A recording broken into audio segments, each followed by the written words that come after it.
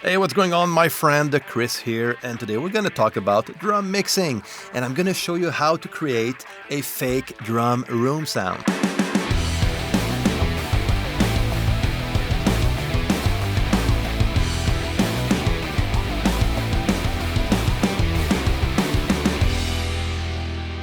Now, creating a fake drum room sound is very useful, especially if, like me, you record your drums out of a small room. Okay, now that's why I kind of like this trick.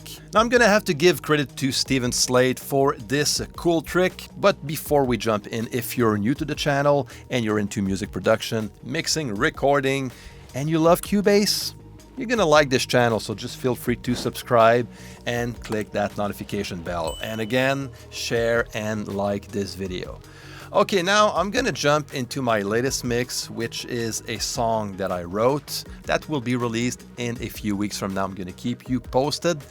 But first, I'm gonna show you how I created myself that fake drum room sound. Now, I use that mix on my drum mixing video. If you wanna watch that video, click on the link on top.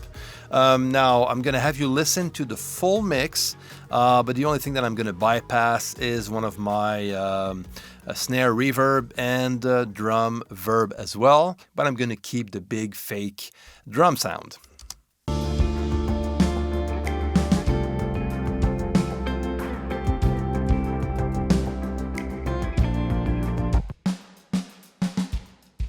Okay, so that is the actual fake drum sound, okay? So now let's mute all the other channels and keep only the drums.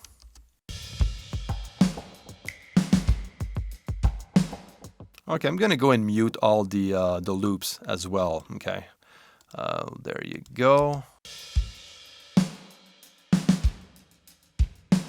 Now you can hear that room sound. I'm going to show you what I did to get to this result. So I'm going to bypass all of those plugins. So I first created myself a send effects channel. And what I send to this channel is some snare, just a bit of kick, rooms, and I have some overheads as well. I would also send some toms and floor, but I don't have any on this part of the song.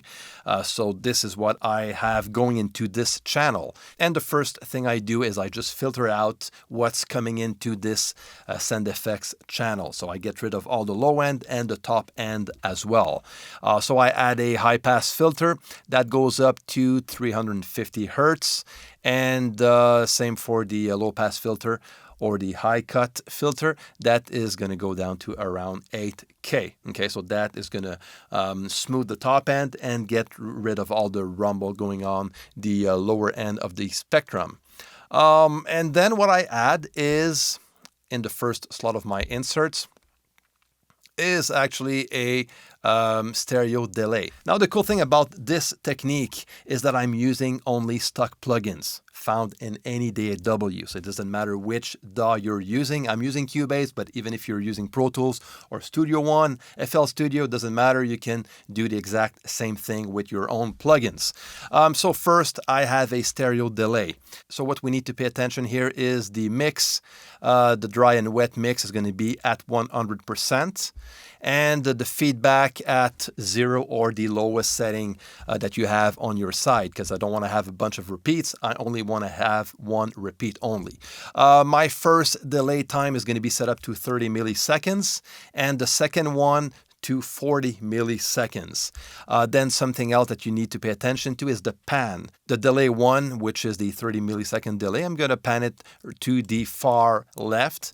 And the delay 2, is going to be panned to the far right. So now we have a left and right delay, 30 milliseconds on the left and 40 milliseconds on the right.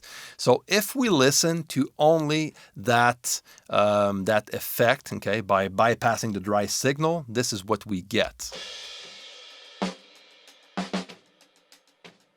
Now we don't have any dry signal coming into that effect. I bypassed everything, so we can only hear the actual stereo delay. Now, as you noticed, we have more signal on the left than the right, and that is normal because the signal on the left is faster, comes in faster than the one on the right, because it has a 30 millisecond setting compared to the one on the right that has a 40 millisecond setting. Okay, so I'm just going to bring the delay one pan just a bit towards the center.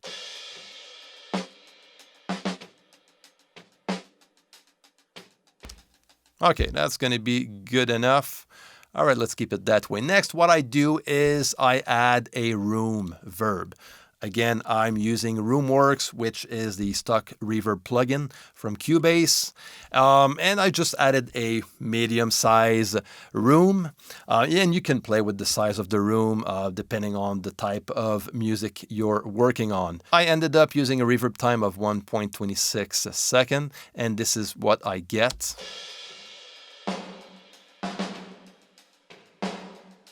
All right, my mix is at 40%. In this case, you can go lower if you want to. It's a matter of taste. I tend to stay between 30 and 40% of mix, of wet and dry mix. Okay. Then what I do is I add a compressor. And I'm using the vintage compressor from Cubase. Now, as far as the setting goes, what's important is to keep a slow attack and a fast release. Now, the amount of gain reduction is going to be up to you. In my case, this is what I have as far as my setting goes. Let's have a quick listen. Now the fast release is going to add more to that room effect, to that space. And the slower attack is just going to keep the punch of the drums. Now, if I blend that with the dry signal,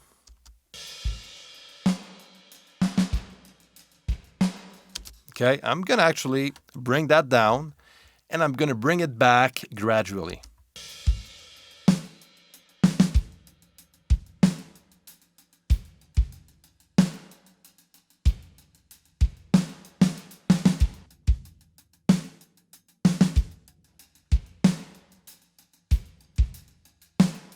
That's pretty cool. And you know what I like about this trick is the fact that we're using a stereo delay, which is a very short delay, but still it adds to the space of that reverb. If I bypass only that delay and only keep the reverb and the compressor, it's still good, but it's not as wide.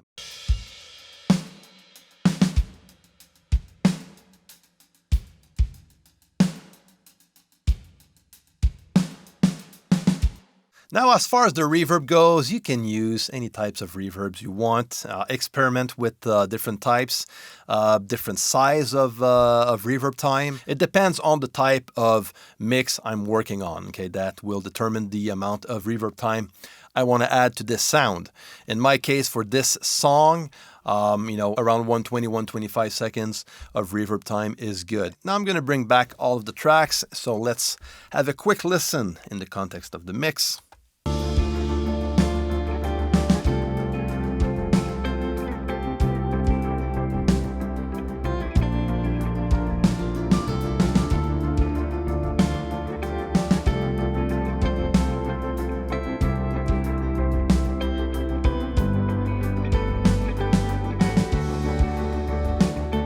So there you go, this is how you create a fake drum room sound. I hope that was helpful. If so, feel free to share and to like this video. And again, if you're new here on the channel, consider subscribing to the channel.